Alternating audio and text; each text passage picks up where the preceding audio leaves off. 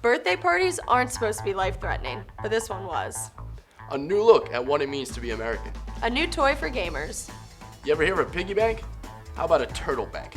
It's Friday, March 10th, 2017. I'm Izzy Miller. And I'm Nathan Delasola. And this is the Week in Review.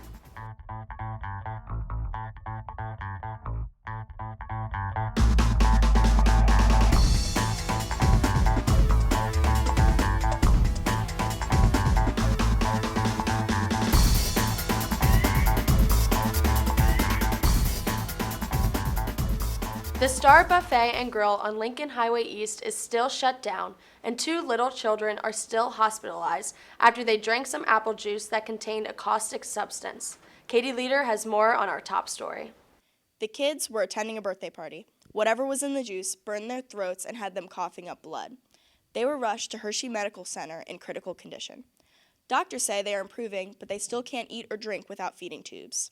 East Lampeter Township officials closed the restaurant for building code violations, while state officials are testing the apple juice and questioning workers. Inspectors found open containers of Crystal Lye, which is a cleaning product, in the kitchen, but they don't know if that's what sickened the kids. I'm Katie Leader. This week, President Trump signed a new executive order on immigration that takes effect next week. The second version covers 6 predominantly Muslim countries. Trump took Iraq off the list and removed the permanent ban on Syrian refugees. And those with green cards are now allowed access to the U.S.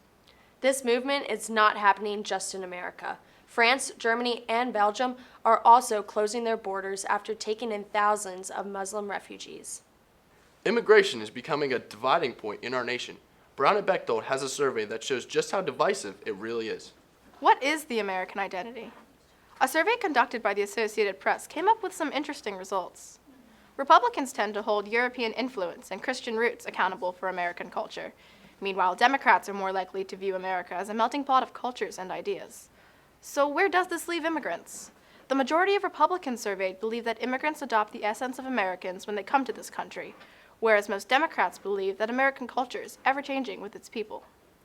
University of Kansas political science professor Patrick Miller put it this way: our sense of identity is almost inseparable from the subject of immigration because it's how we are built. Given what we are and how we've come about, it's a very natural debate. So what do you think about immigration and the American identity? Email us at lchsms13@gmail.com, and your ideas might appear on our show. I'm Brianna Bechtold. Is it un-American to not stand for the national anthem? The board of directors of the U.S. national soccer team thinks so. It's ordered all players on the team to stand respectfully when the Star-Spangled Banner is played before the games. San Francisco 49er quarterback Colin Kaepernick will be standing too. Last season, he caused a stir when he took a knee instead. There's a new game console on the market. Brian Downey has a preview. Nintendo is back in the game. This week, the Switch was released to the general public. The Switch is different from other game consoles, connects to a TV and projects onto the screen like usual, but it also functions as a tablet. Now, you can take your games on the go. Nintendo hasn't had much luck with their recent gaming systems. Their last console, the Wii U, faltered in the competitive gaming market. The Switch is aiming to stay afloat and is looking to be in good shape so far. The Switch is already the fastest selling gaming system in Nintendo history. So, instead of the normal Xbox and PlayStation, you might want to make a Switch.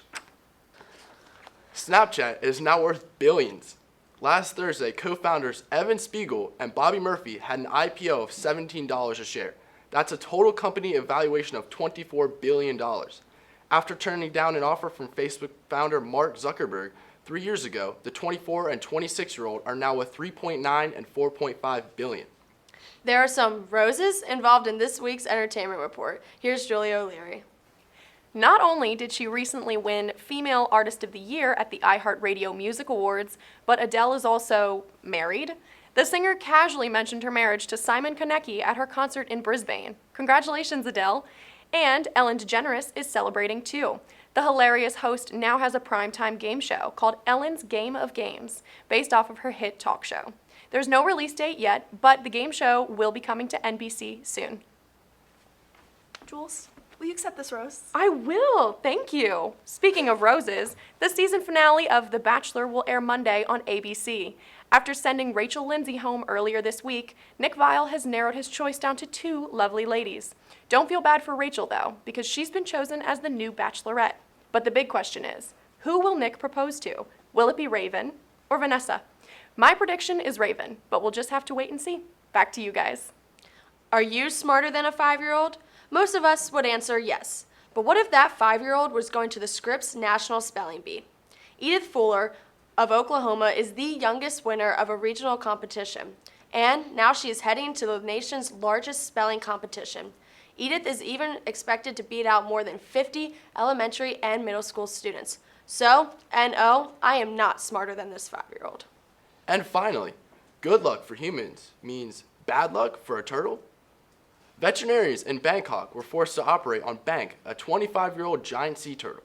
Bank was holding 11 pounds of coins in her stomach. The coins were thrown into her tank by people hoping for good luck. Instead, poor Bank ingested them and needed a 4-inch incision in her stomach to remove all those coins. Hopefully, the veterinarians had some good luck on their side to save her life. And we are sending a huge wish for good luck to our basketball teams as they head into states. The Lady Crusaders play Prep Charter tonight, and the boys take on West Philadelphia tomorrow night. Go get 'em, Crusaders. And that's a wrap on the week. Have a great weekend, Crusaders.